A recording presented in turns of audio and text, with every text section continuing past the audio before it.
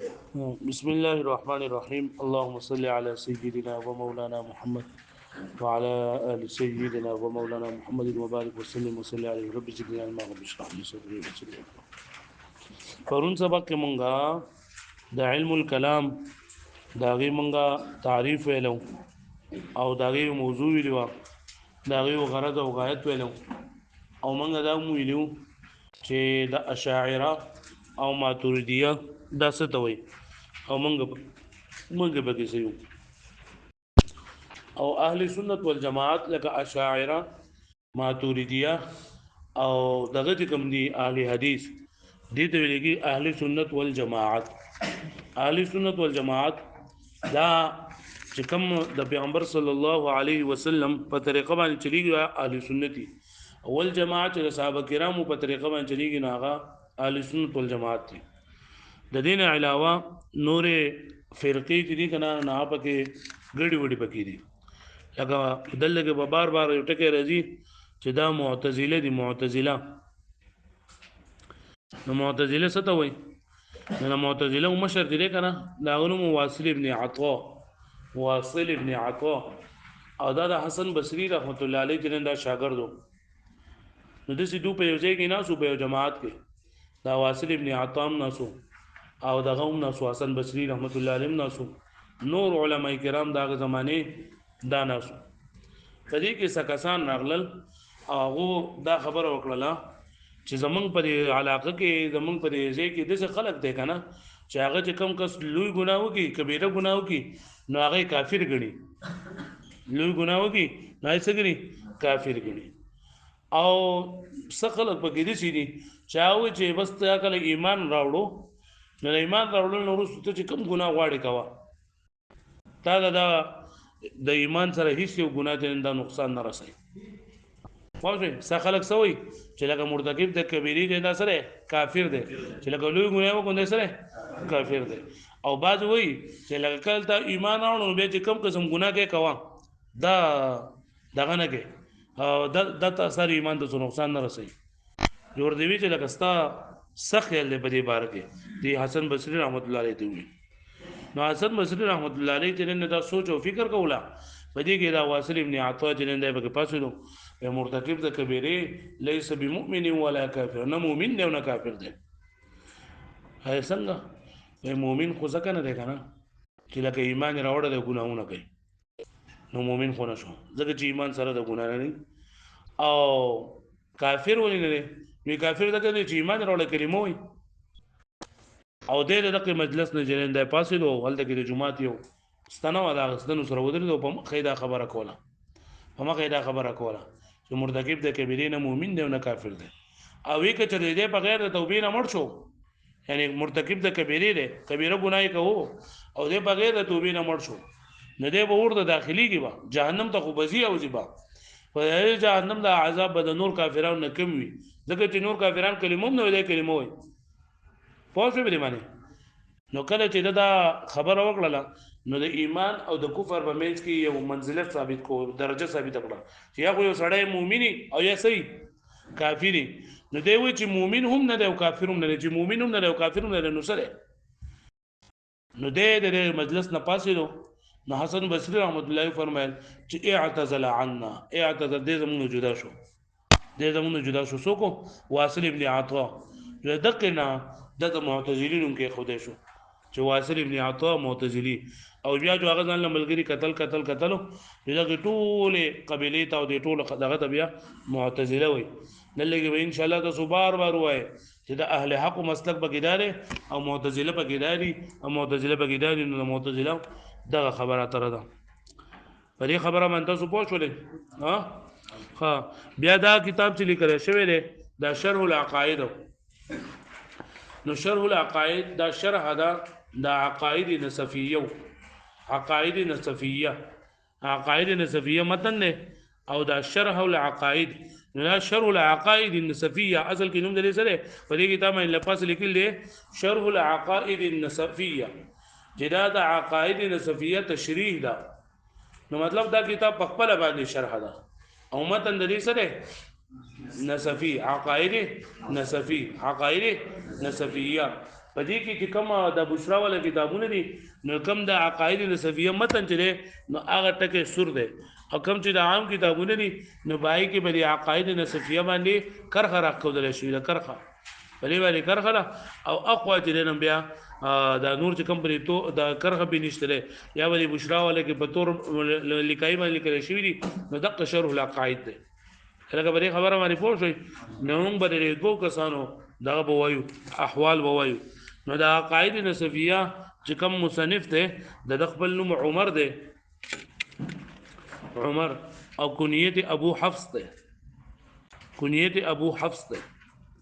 او لقب مفتی الثقلین النجم الدین دی مفتی الثقلین او نجم الدین د والد صاحب نوم محمد دی قرآن میں سلسلہ نسب دار ہے ابو حفص نجم الدین ابو حفص نجم الدین عمر بن محمد ابن احمد عمر ابن محمد ابن احمد بن اسماعیل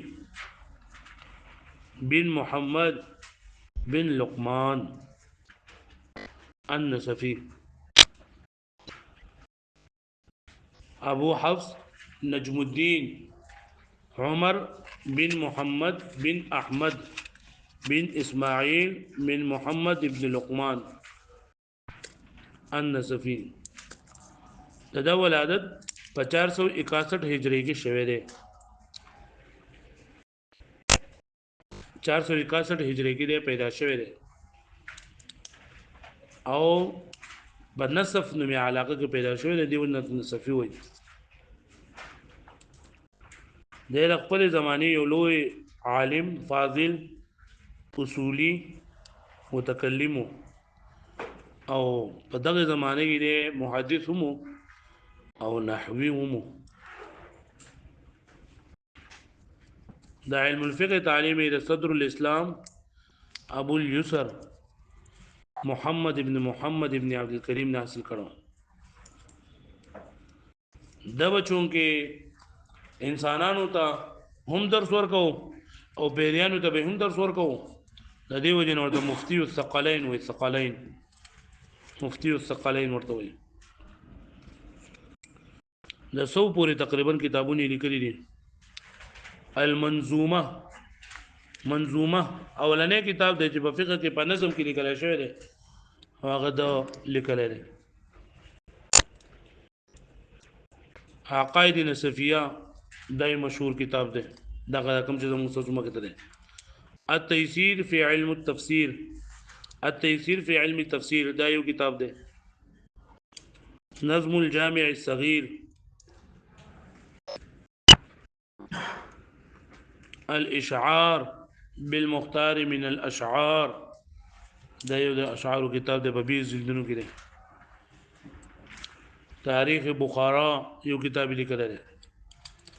الفتاوى النصفیه دا لیکل دی دین علاوه نور هم ډیر کتابونه لیکل دي په سمرقند کې د جمعرات په ورځ باندې د جمعه الاولی په میاشت کې په 537 هجری کې د وفات شوی دی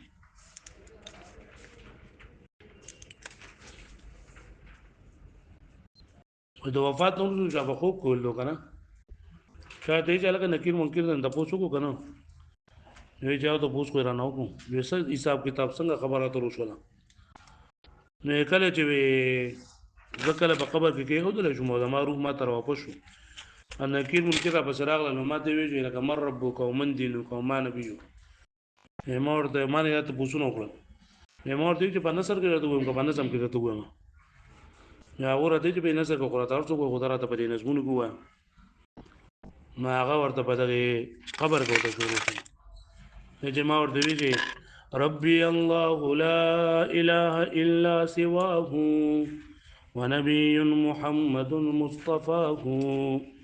وديني الاسلام وفعلي ذميم اسال الله عفوه وعطاه هدي رب زما الله ره لا الله نه ما سوا منو شکرب نشته نبی صلی الله علیه وسلم محمد دا ورکړل شوی دی امي نبی دی ودین الاسلام او اسلام زما دین دی وفعلی ذمیم او کار او انجام او کارونه کارنامې مې ډېرې غلطې دي ناکاره دي واسال الله عفوه وعطاه دا الله نه د عفو او د عطا سوال کومه الله به مې معاف کوي دا فرشتې دې لاړې وي چې بس تا ته مبارک شي ته خو ډېر مبارک سړی راغلی دی قبر ته دا عقاید نصفیه والا او شر العقاید چې چا لیکلی دی نو د هغه نوم مسعود دی د والد صاحب نوم عمر دی د والد صاحب نوم عمر دی او د عقاید نصفیه د مصنف نوم عمر دی پوه شوئ او د دې لقب سعد الدین دی سعد الدین داسې نوم سعد الدین مسعود ابن عمر تفتزانی دی په سفر په میاشت کې په 722 هجری کې د خراسان په یو ښار تفتزان کې پیدا شو دی وجنه د تفتزانی وای مسعود ابن عمر سعد الدین مسعود ابن عمر تفتزانی ورته ولي وای د خراسان یو شهر او تفتزان نوم یو نو باغی کې د پیدا شو په 722 هجری کې د سفر په میاش او په 722 هجری کې د علامه عز الدین په حلقه کې وو طالب علم خو ډېر زیات کول ذهن بیکار نه کوو سره خو لکه دا خبره پکې وه چې مهنت او کوشش دا به مسلسل کوم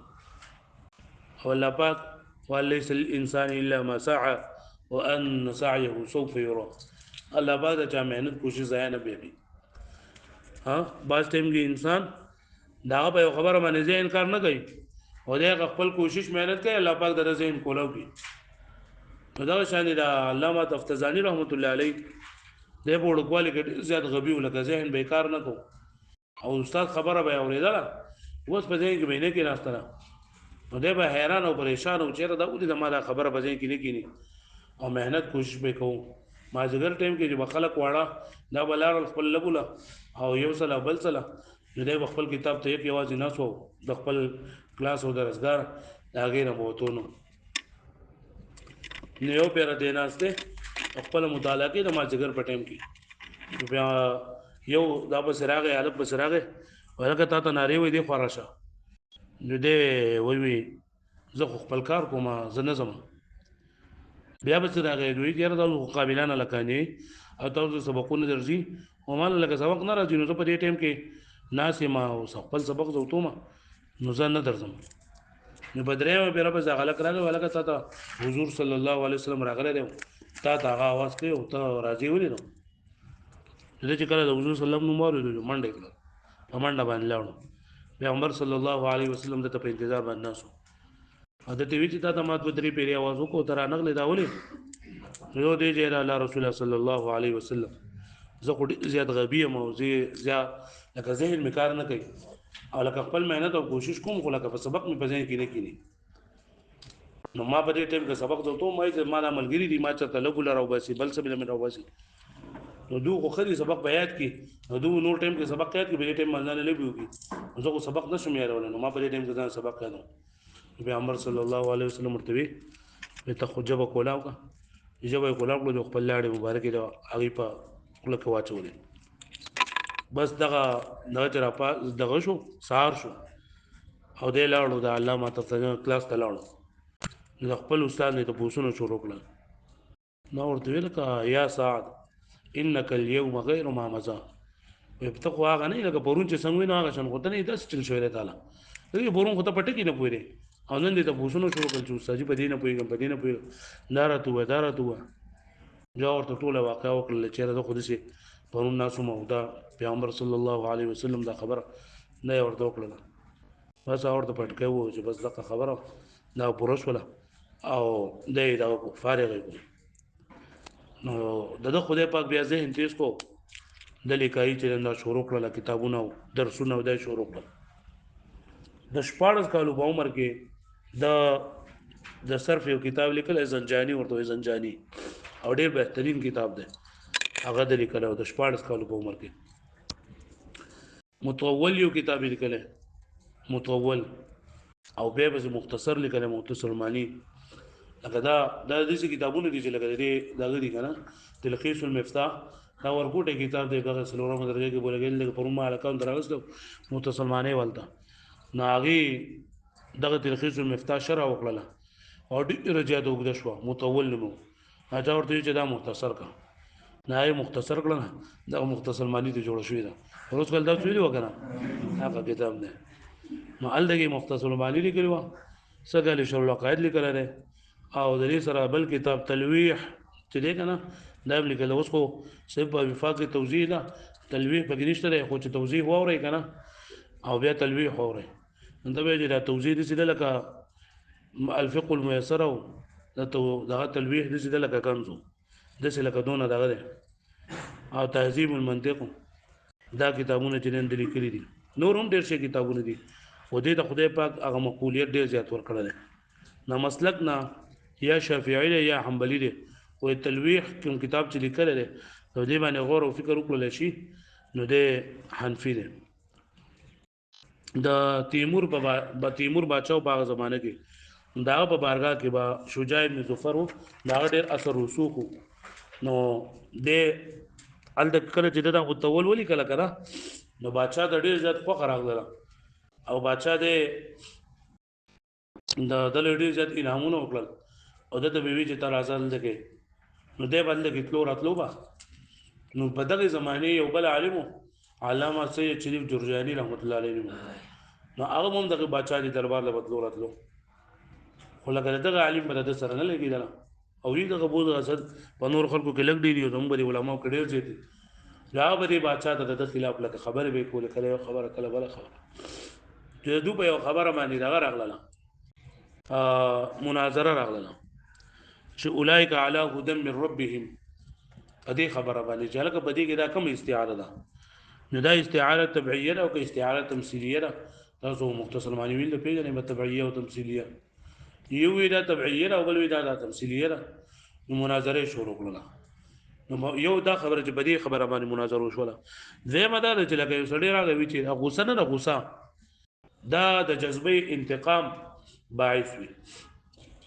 مطلب تا کې انتقام جذبه کړه نو طالب غوسه درچی او بل وی چې نه دا انتقام ته ال اخلي چې کله پتا کې غوسه یو بدی خبره باندې مناظره شروع شو نو دا علامه سید شریف جرجانی رحمت الله علیه د خبرو کې لګتیزو نو دا مناظره جنن دا وغټله او دغه جنن دا مناظره لا بالله په دغه ټیم کې دا نعمان معتزلی وو د حکم مقرر کړو فیصل مار مقرر کړو نو هغه د سید شریف جرجانی لوټ ورکو چې دا وغټله نو دا پیر سب جیدا خبر چې را ما دون ذات وکړو دغه مې کو او د دې نه بعد ته بس دغه په ډیپریشن کې دی لاړو او 22 محرم 752 کې دغه غم مړ شو 22 محرم 752 کې په سمرقند کې دی وفات شوی دی او الته کې دی دفن شوی دی